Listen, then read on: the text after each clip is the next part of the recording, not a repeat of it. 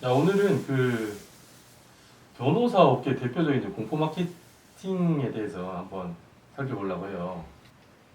제가 이제 그 변호사 업계 공포 마케팅의 이제 대표적인 사례로 과거에 제가 이제 경험했던, 상담했던 이제 사안을 제가 말씀드리려고 해요.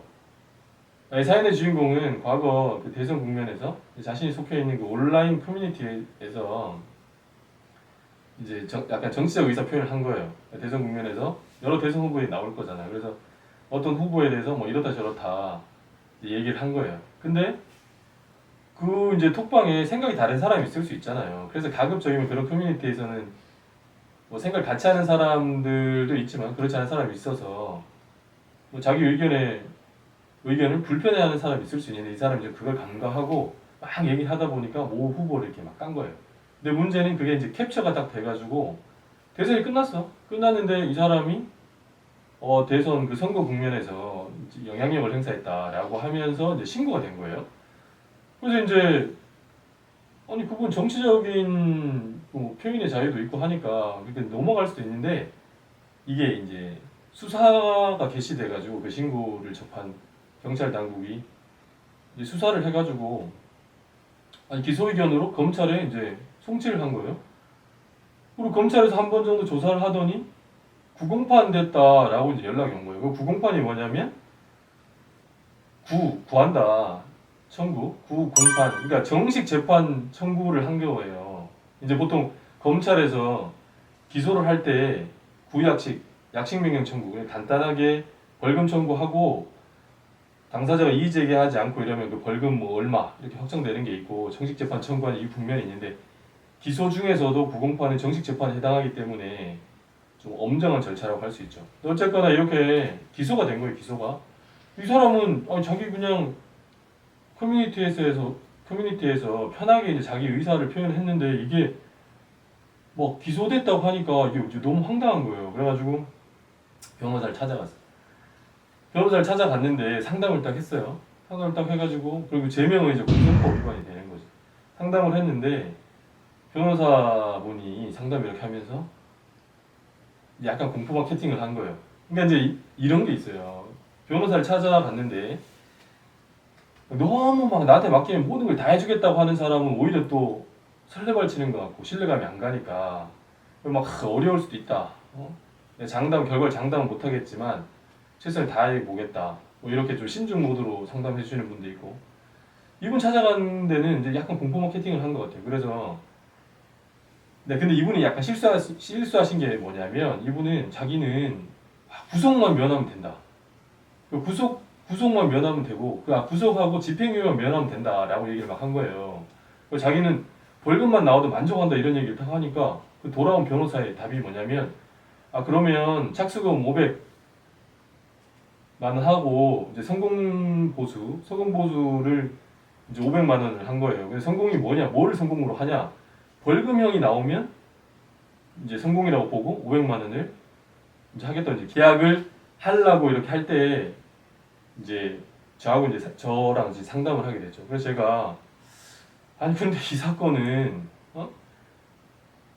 이제 제가 먼저 확인한 게 뭐냐면 초범이냐? 그러니까 초범이래 다른 전과가 없대. 그러면 이거는 사실 자백을 하셔도 흔하게 이제 벌금형이 나오는 범죄다. 그래서 제가 이거 어차피 만약에 벌금형이 나오면 벌금 얼마에서 그 돈이 들지 않냐. 그래서 굳이 변호인 선임 안 하고 그러니까 그 합의 이제 그 벌금 내는데 그 돈을 쓰시면 된다라고 얘기를 해줬어요. 그리고 이거는 이제 정치적 표현의 자유의 일환이기 때문에 이제 사회상규에 반하지 않는다. 그래서 이제 우리가 그 정당행위라고 하는 게 있거든요. 그래서 위법성이 조각돼서 이제 무죄를 일단 저는 다툴 거고 그게 안 됐을 때 또 최악의 경우는 이제 벌금이 나온다 이렇게 설명을 드렸어요. 그런데도 이분은 이제 난좀 빨리 이 상황에서 벗어나고 싶다라고 하면서 변호인을 다시 찾아가서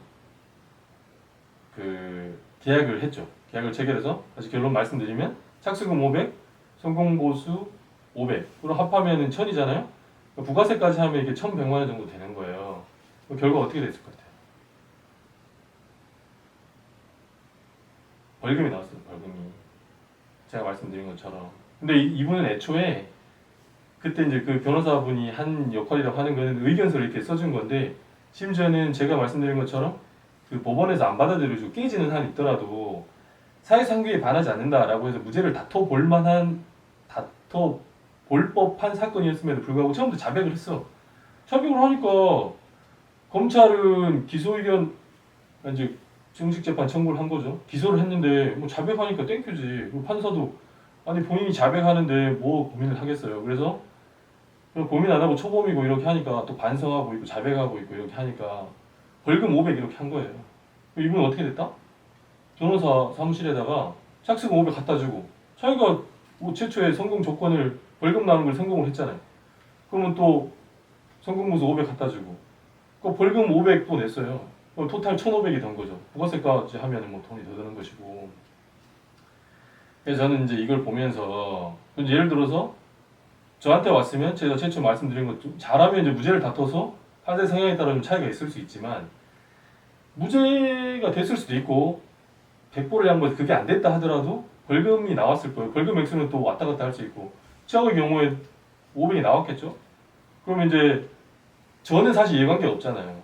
그냥 뭐 지인의 소개로 이렇게 이제 상담해주고 이런 건데, 저는 이제 걱정이 되니까 뭐 월급제들 주머니 사정 뻔하잖아요. 그래서 제가 그때도 아셨던 게 뭐냐면, 그분 말고 다른 변호사분들 그걸 뭐 쇼핑이라고 하든 뭐든 또 상담을 받아보고 이런 건 공선법 위반의 건 같은 경우에 일반적으로 최악의 경우에 뭐가 나오는지 정도라도 이제 상담을 더 받아보고 했었더라고 하면 벌금형 나오는 걸 성공보수로 성공의 조건으로 걸어가지고 성공보수를 별도로 500만 원 정도 지급하려 하진 않았을 거라는 거죠.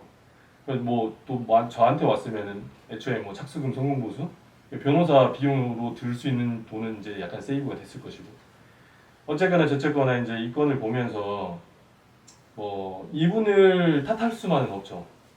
사람이 살면서 저기 편한 뭐 온라인 커뮤니티에서 자기가 이제 의사 표현을 키보드를 몇 번 두드렸는데 이런 식의 이제 결과가 이제 돌아오니까 너무 걱정이 되고 심리적으로 불안하고 초조하고 이런 건 이해가 되는데, 사실은 이제 변호사 사무실에서 이분의 그 불안한 심리를 이용해서 공포 마케팅을 한 결과다라고 저는 이제 볼 수밖에 없는데, 어쨌거나 그런 면이 있을 수 있으니까 이제 좋은 변호사 선임하는 게, 이런 일이 일어날 수 있죠. 일어날 수 있는데 좋은 변호사 선택하는 방법에 정답은 없는 것 같아요. 너무 설레발 치면서 다 해줄 것처럼 입금되기 전까지 이렇게 하는 분들도 문제고, 지나치게 막 이제 이걸 좋게 볼 수 있는데 신중 모드로 이렇게 하면서 더 어려운 결과가 나올 수 있으니까 신중하게 접근해보자. 우리가 이제 병원 찾아가면 의사분들이 최악의 경우에 대해서 막 설명하잖아요. 보험용으로. 그런 것처럼 이렇게 하는데 거기 이제 사인을 할 때 자백을 해도 이거는 벌금형이 나올 가능성이 굉장히 많은 사건인데, 이걸 성공보수 약정을 해가지고 500이 더 들어갔다? 그러니까 이건 좀 문제가 있다는 거죠.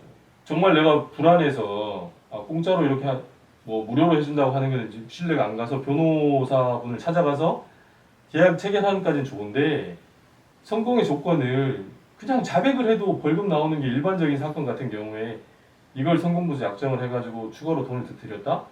이거는 좀 문제가 있는 게 아닌가. 그래서 이런 변호사 사무실에서 공포 마케팅 할 수도 있으니까 이런 부분에서 좀 신중을 기하는 게 좋지 않을까라고 해서 과거 사연 중에 생각나는 거 여러분하고 한번 공유해보는 시간 가졌습니다. 이상입니다.